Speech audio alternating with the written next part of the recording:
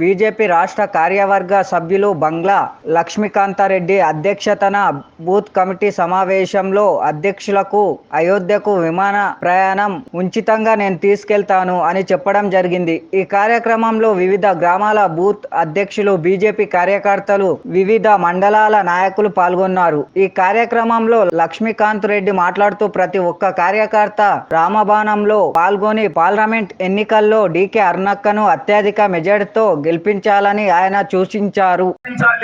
ప్రతి ఓటరుకు ఒక అన్న, చెల్లి, తమ్ముడికి అందరికీ చూపిస్తున్నారా లేదా? ఏమన్నా ఇబ్బందులు ఉన్నాయా? ఉంటే మీరేం చేస్తున్నారు? మీకు మేము ఎలాంటి సహకారం అందించాలి? మీకు ఏమైనా ఇబ్బందులు ఉంటే మండలి టీం ఉన్నారు, మండలి టీం తర్వాత మన తాలూకా టీం ఉన్నది, తాలూకా టీం కాకపోతే జిల్లా టీం ఉన్నది. ప్రతి ఒక్కరు వచ్చి ఖచ్చితంగా ఓటేస్తారు. చిన్న చిన్న పిల్లలు మొత్తం కూడా బీజేపీ సైడ్ ఉన్నారు.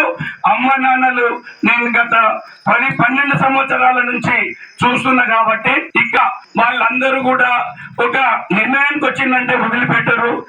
ఇంతకు ముందు మాకు పాత్ర పోషిస్తున్నప్పుడు ఒకే ఒక ఎంపీటీసీ చిన్న గడువుడు కూడా ప్రతిపక్షం మీద అధికారం ఉంటే కూడా మళ్ళీ ప్రతిపక్ష పాత్రని పోషించాల్సి వస్తుంది. ఇప్పటి కూడా నేను సంతోషిస్తున్నా.